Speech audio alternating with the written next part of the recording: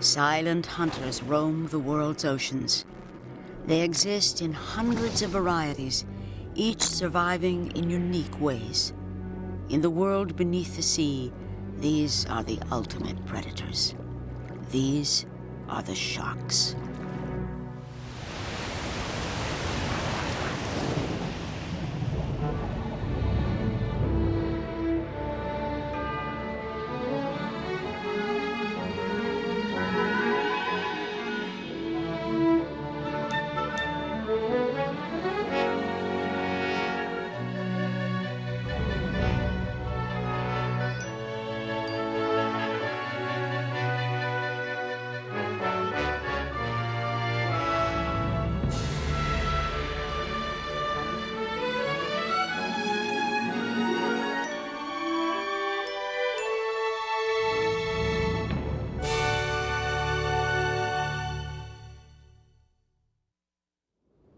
This is the largest fish in the world, and it is a member of a family that includes the ocean's ultimate predators.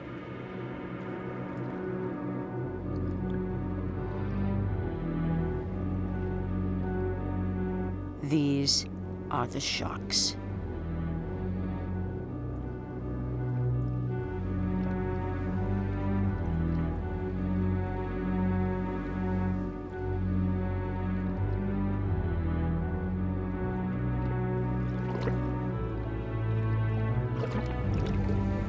The whale shark is the largest fish in the sea and the largest shark. Its great size justifies its name, and so does its method of feeding. Like most of the great whales, the whale shark feeds on some of the ocean's smallest creatures.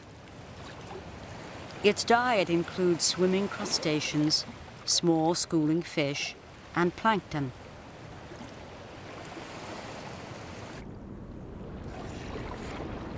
The shark swims beneath the surface, engulfing enormous volumes of water. The water is filtered as it passes through the animal's gills, trapping the shark's tiny prey inside its mouth.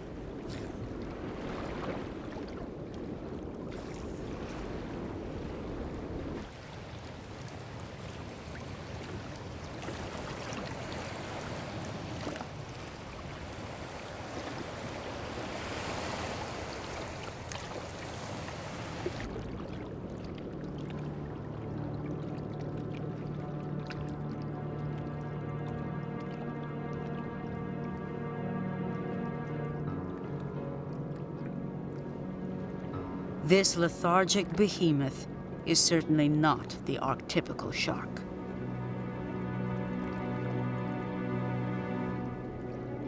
These reef sharks are excellent examples of the classic predator. They belong to a group called requiem sharks. They are fast, fierce, and agile hunters.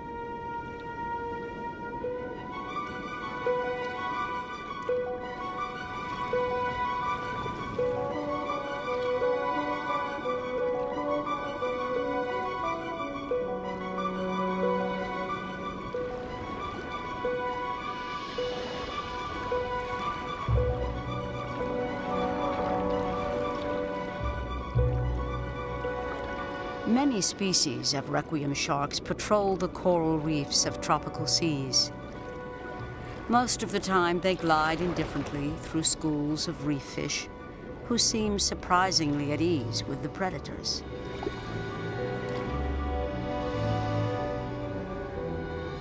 But this uncertain truce changes dramatically when the shark decides to feed.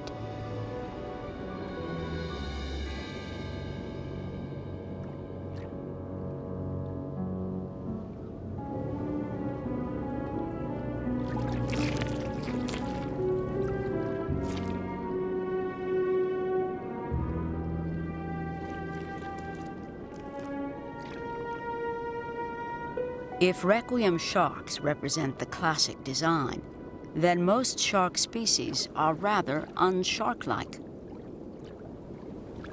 This 4-foot recluse is a swell shark. It spends most of its time hiding in small dark caves where sensitive eyes watch for edible intruders. One reason the swell shark leaves her cave is to lay this single 6-inch egg.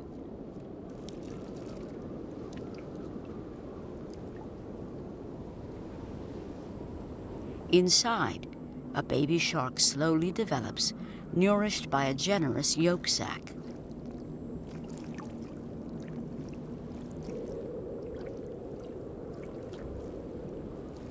It takes 10 months for the egg to finally hatch.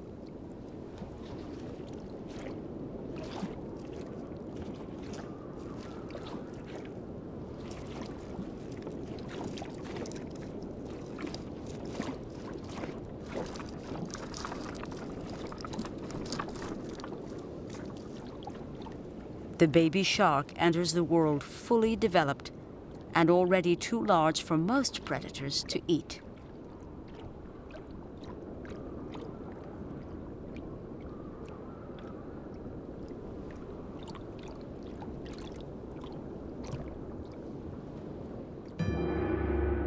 Sharks are found not only in warm sunlit waters, but also in the darkest regions of the deep sea. This ponderous 15-foot giant is a 6-gilled shark.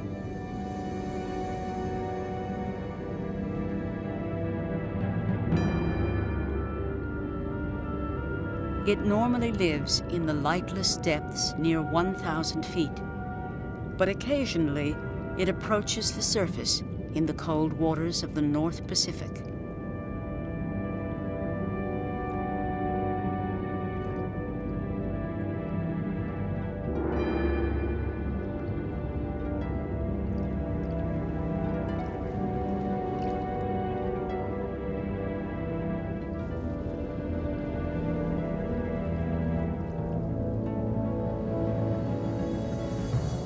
In the Sea of Cortez, one of the strangest sharks hunts the deep ocean at night, then returns to sunlit waters during the day. With the rising sun, hammerheads ascend the slopes of an undersea escarpment.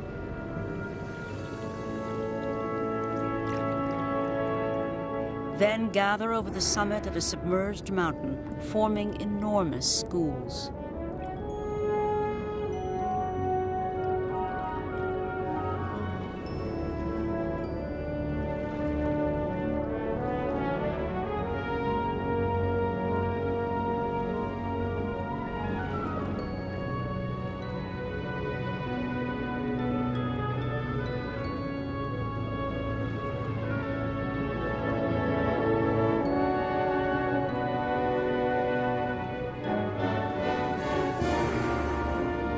No one knows why hammerheads form these schools, but one apparent consequence is courtship and mating.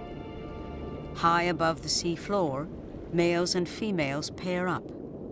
The male grasps the pectoral fin of the female and wraps himself around her.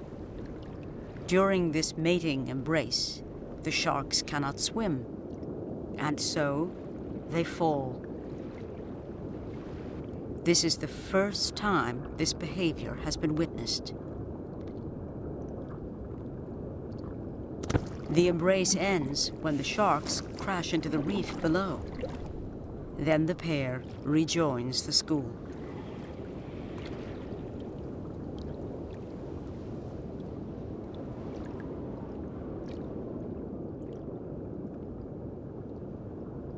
Another reason hammerheads gather in shallow water may be to attract the attention of cleaner fish.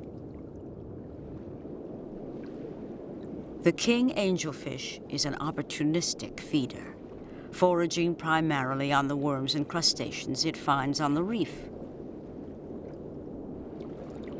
But when hammerheads approach, the angelfish does something surprising.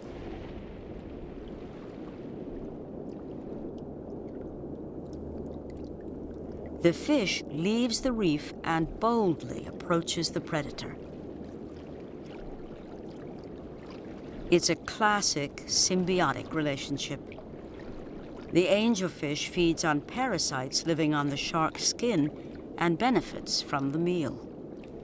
The shark profits by having the parasites removed and so provides the angel with safe access, even as the fish fearlessly plucks morsels from around the shark's mouth.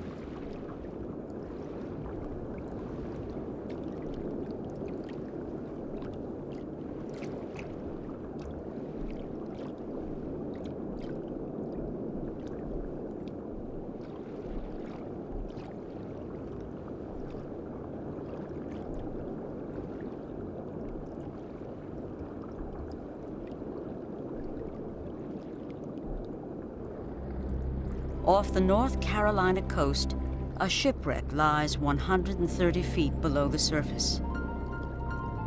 A half-century after sinking, the wreckage is now a gathering place for schooling fish and migrating predators.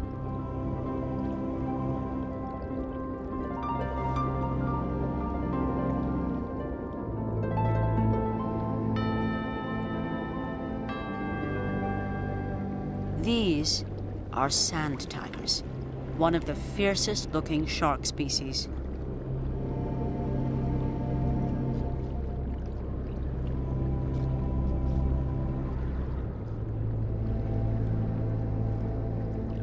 During winter and spring, schools of sand tiger sharks gather over the sand near the wreck. Sharks don't have gas-filled swim bladders like other fish and will sink if they stop swimming, except for sand tigers. They maintain neutral buoyancy by swimming to the surface and swallowing air. The scars on the face of this female may indicate why the sharks gather here each year. The injuries are probably inflicted during the violent courtship between males and females. The ocean floor around the shipwreck is littered with shark teeth, possibly dislodged as males bite and hold females during mating. Near the shipwreck, a surprising relationship exists between the sharks and small schooling fish. Instead of fleeing from the sharks, some fish actually seek out and gather around the predator. Ironically, they do this for protection.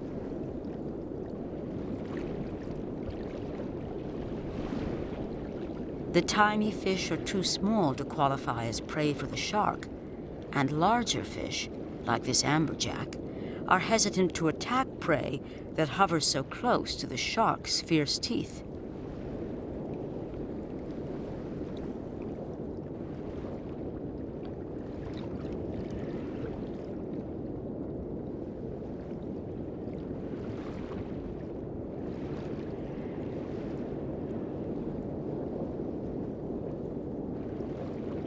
The shark often seems irritated by the flashing swarm, but try as she might, she is unable to shake off her crush of tiny followers.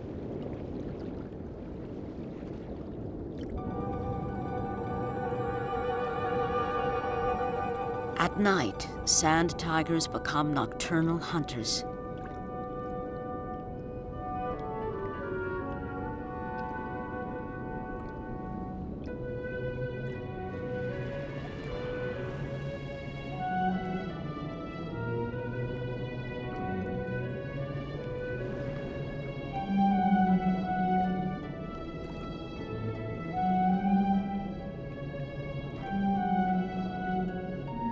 Shrouded in darkness, they move slowly over the bottom, probing the wreckage for hidden prey.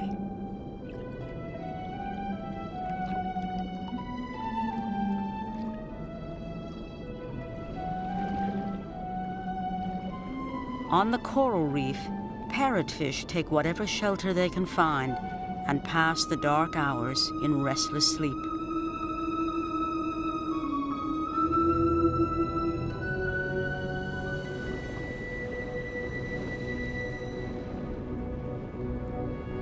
Most sharks are nocturnal, and this reef is patrolled by hundreds of white-tip reef sharks.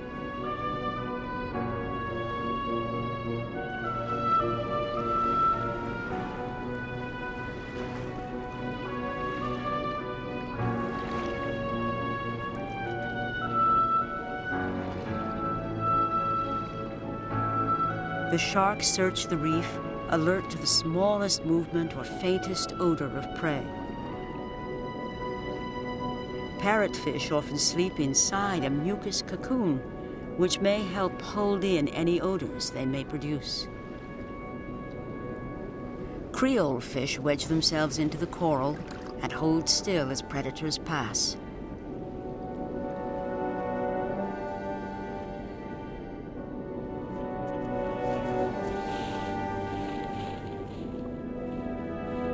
Most of the time, sleeping fish remain undiscovered by the hunters, but occasionally, the shark's acute senses prevail and death comes suddenly.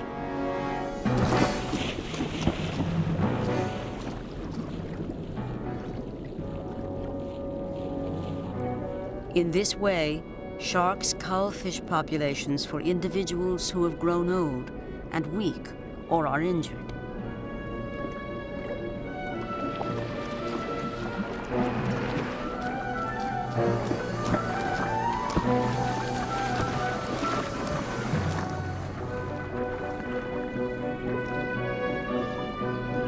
Not all sharks live in warm tropical seas or in the dark abyss. Many species dwell in cooler waters, and several spectacular varieties can be found in the cold waters of North America's west coast. In the water off California, a school of giants swims slowly beneath the surface. These are basking sharks. At over 30 feet in length, they are second in size only to the whale shark. And like their larger cousin, basking sharks consume only the smallest prey.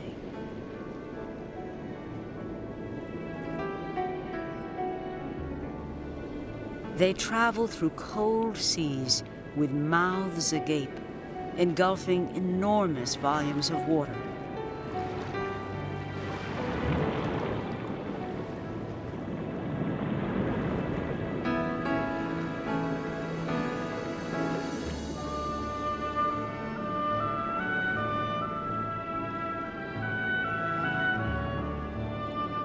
Plankton is filtered out as seawater passes through gigantic gills.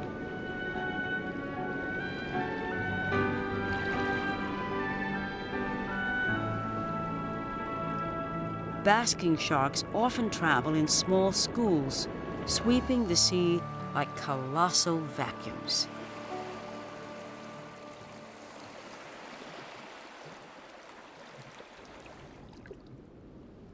Also swimming in these cold waters is a shark of more classic design.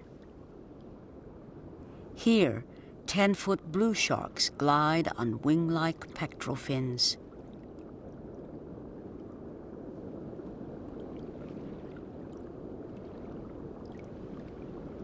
The sharks are attracted by an unusual phenomenon. Great schools of sardines and mackerel are feeding on vermilion swarms of krill, driving the shrimp-like crustaceans into tight balls.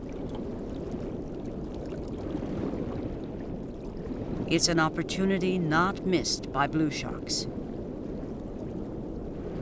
Schools of sardines and mackerel part as predators watch for their chance to strike.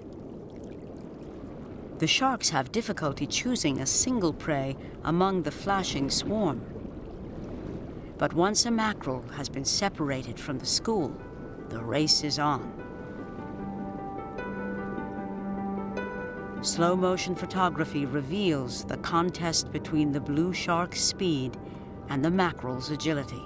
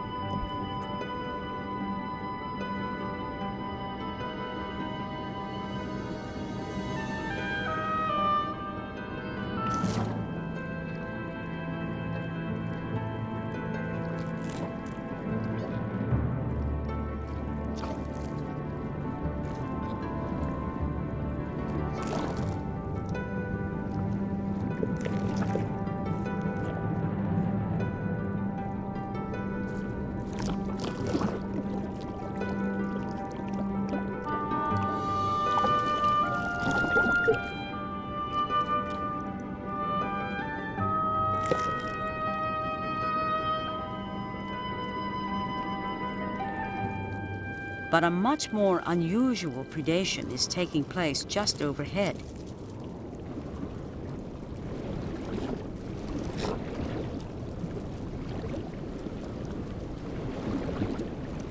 Blue sharks are feeding on krill.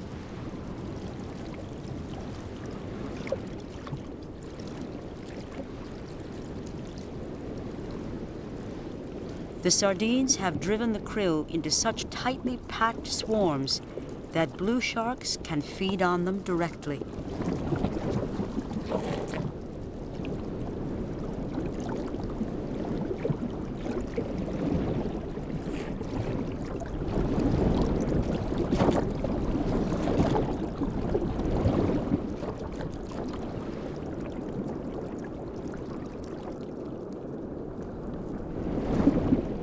Just how blue sharks can feed on such diminutive prey has long been a mystery. Until now.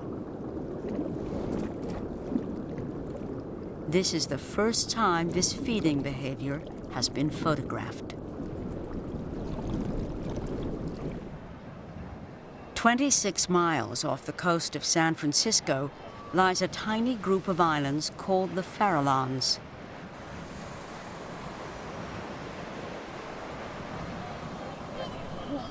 Here, the cold, wind-swept shores are refuge to great numbers of California sea lions and elephant seals. These are big animals. An elephant seal can weigh over 2 tons, and sea lions can grow to nearly 800 pounds.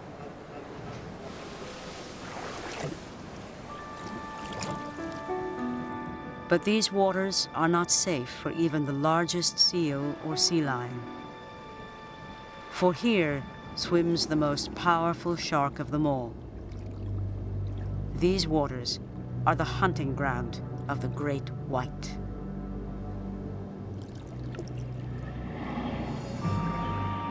At nearly 20 feet in length and weighing up to 5,000 pounds, this shark is indeed an awesome predator.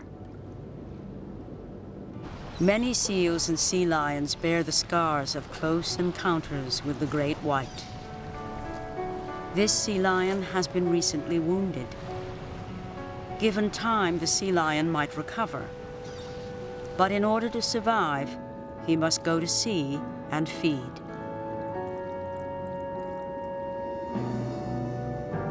Now, a shark has spotted the sea lion's silhouette.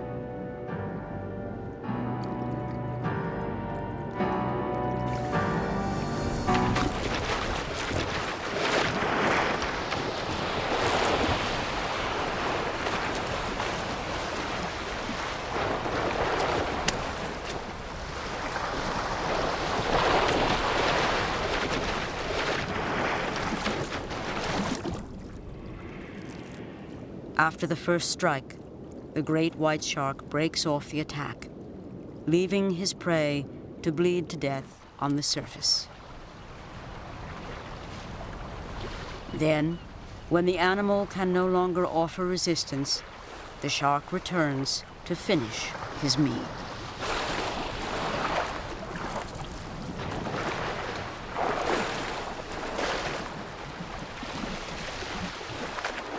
The attack of the great white is brutal and frightening, but it is inexorably part of the natural order.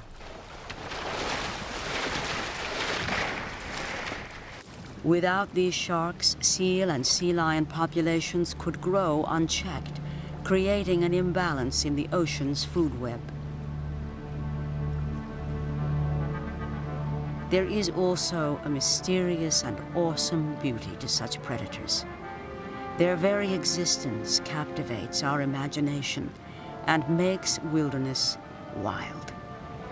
Though few of us would wish to meet a great white shark in person, we might be surprised to find we miss them if they were gone.